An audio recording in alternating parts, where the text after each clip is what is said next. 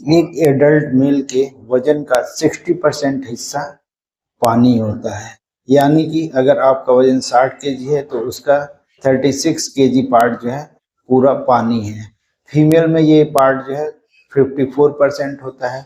अगर कोई elderly patients होते हैं तो उसमें 45% ही पानी का हिस्सा होता है, जबकि जो न्यू बॉर्न बेबी होते हैं उसमें पूरे बॉडी के वजन का 77% हिस्सा पानी होता है। तो चलिए हम बात करते हैं कि पानी की हमको कितनी ज़रूरत होती है, कितना हमको पानी लेना चाहिए, कब लेना चाहिए। इसके अलावा पानी को कौन कंट्रोल करता है शरीर में, कि कितना पानी शरीर में रहे, कितना बाहर निकले। क्या क्या मेथड्स हैं जिससे कि हमारे शरीर से पानी का लॉस होता है। कौन सा सेंटर है जो कि पानी को रेगुलेट करता है।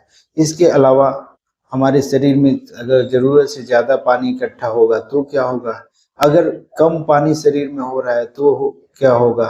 ऐसे कौन से लोग हैं जिनको पानी की ज़रूरत ज़्यादा होती है या फिर जिनको पानी कम पीना चाहिए, ये सब वीडियो में हम इस विस्तार से जानेंगे। नमस्कार, मेरा नाम है डॉक्टर अखिलेश कुमार और आप लोगों का इस यूट्यूब चैनल आपकी सेहत मेरी सलाह में स्वागत है। तो चलिए सबसे पहले हम बात करते हैं कि जो भी हमारे वजन का 60% हिस्सा पानी है वो रहता कहाँ पे है। तो वो जो है मैक्सिमम पार्ट उसका रहता है इंट्रा सेलुलर फ्लूइड में, जो भी सेल्स है उसके अंदर, और बाकी पार्ट जो है एक्स्ट्रा सेलुलर फ्लूइड है जो कि सेल्स के बाहर होता है। इसके अलावा हमारे ब्रेन में CSF होता है, सेरेब्रो स्पाइनल फ्लूइड, आंखों में रहता है, हड्डियों के बीच में जो जॉइंट होता है वहाँ साइनोवियल फ्लूइड होता है, या फिर पेट में जो भी सेक्रीशंस होते हैं खाना पचाने वाले एंजाइम्स के, ये सब होते हैं, ये जो कि हमारे सब एक साथ मिल करके पूरे शरीर के पानी का हिस्सा बनाती हैं।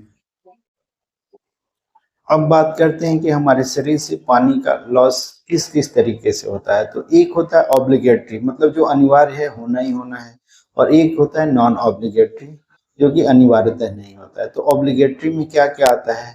ऑब्लिगेटरी में स्किन से लॉस होता है जिसको हम मेजर नहीं कर सकते। इसके अलावा जब भी हम सांस लेते हैं तो बाहर का टेम्परेचर ज़्यादा होता है, कम होता है, और उसमें ह्यूमिडिटी कैसे है उसके हिसाब से सांस के साथ भी पानी का लॉस होता है।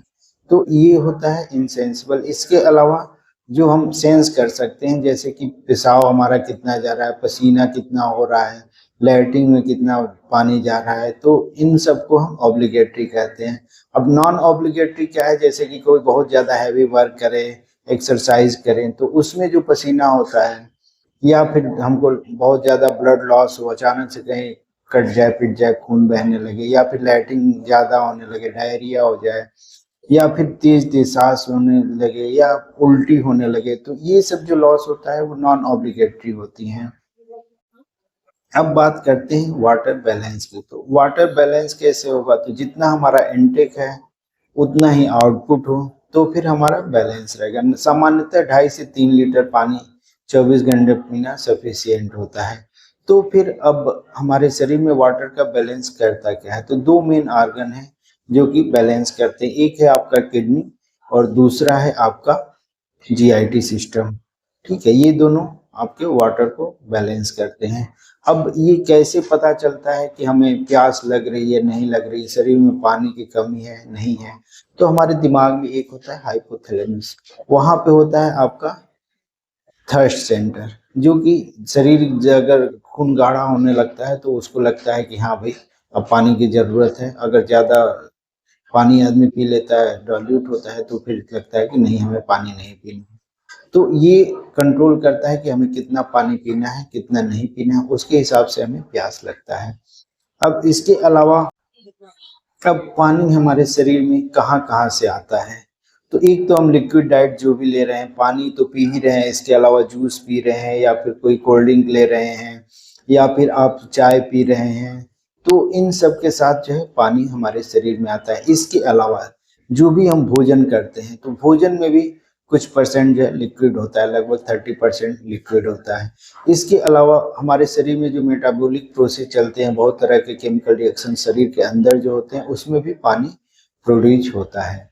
अब ये बात करेंगे कि अगर हमारे शरीर में जितना हम पानी ले रहे हैं उससे ज़्यादा लॉस हो रहा है तो क्या होगा, तो फिर डिहाइड्रेशन होगा। डिहाइड्रेशन कैसे पहचानेंगे? तो डिहाइड्रेशन के लिए क्या है, ये अपना हाथ उठाइए, ऐसे करके ये चमड़ी थोड़ा सा उठाना रहता है, छोड़ेंगे तुरंत नीचे चला जा रहा है। अगर ये 3 सेकंड से ज़्यादा लग रहा है, पीठ पे भी कर सकते हैं, हाथ पे भी, तो बंदा डिहाइड्रेट हो रहा है। जीभ सूखेगी, आंखें सूखने लगेंगी, आंखों से आंसू नहीं आएगा। इसके अलावा शरीर जो है उसका सूखा रहेगा, गला सूखने लगेगा, तो ये सब डिहाइड्रेशन के कारण होगा। अब ये होगा क्यों? अचानक से ब्लड लॉस हो जाए, या फिर जल जाए, कहीं जलन हो जाए, आग से जल जाता है आदमी में, बहुत ज़्यादा फ्लूइड लॉस होता है, उल्टी हो, या फिर दस्त होने लगे, या फिर बहुत ज़्यादा पसीना होने लगे। तो ये सब जो है कारण है जिसमें कि हमें डिहाइड्रेशन होता है। अब ये दूसरा इसका उल्टा क्या है कि हमारे शरीर में इनटेक ज़्यादा हो, आउटपुट कम हो। तो अगर इनटेक ज़्यादा होगा, आउटपुट कम होगा, तो क्या होगा? हमारा शरीर सूजने लगेगा। तो जैसे कि अगर मान लीजिए आपको हार्ट फेल्योर हो रहा है तो पैरों में सूजन शुरू होगा। अगर किडनी की प्रॉब्लम होती है तो सामान्यतः चेहरे से सूजन शुरू होता है। अगर आपको लीवर फेल्योर हो रहा हो, क्रोनिक लीवर डिजीज है, सिरोसिस है, तो उसमें आपका पेट में पानी इकट्ठा शुरू होता है। तो ये सब एक पैटर्न होते हैं जो जरूर जनरली फॉलो करते हैं। इसके अलावा आपको बहुत सारे और भी कारण हैं, बहुत सारी दवाएं हैं, उनकी वजह से भी सूजन होता है, या फिर आपको थायराइड की दिक्कत है, तो ये सब उसमें शरीर में सूजन होता है। सूजन इसलिए होता है क्योंकि जो हमारा इनटेक ज़्यादा है, आउटपुट कम होता है। तो अब ये बात आती है कि हमें पानी पीना कितना चाहिए। तो अगर आप नॉर्मल एडल्ट मेल हैं या फीमेल हैं तो आपको 2.5 से 3 लीटर पानी सफिशिएंट है।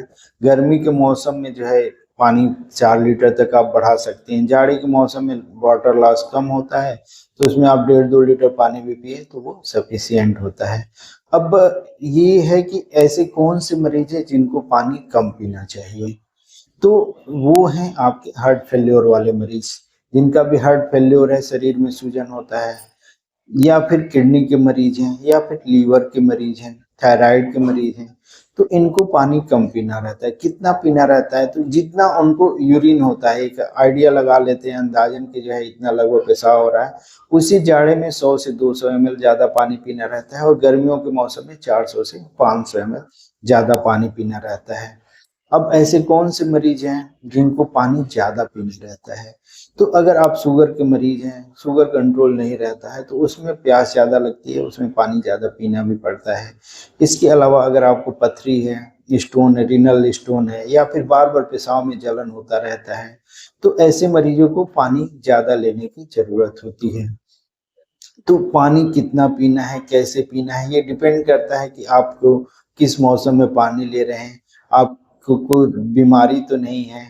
तो ये सब चीज़ें आप अगर इस वीडियो को पूरा ध्यान से देखे होंगे तो हर चीज़ आपको अच्छे से समझ में आया होगा। अगर अच्छे से समझ में आया तो लाइक करिए, सब्सक्राइब करिए, ज़्यादा से ज़्यादा लोगों को शेयर करिए, ताकि सबको ये ज़रूरी इन्फॉर्मेशन मिल सके, और बार बार हमारे नए अपडेट्स आपके पास आते रहेंगे। नमस्कार।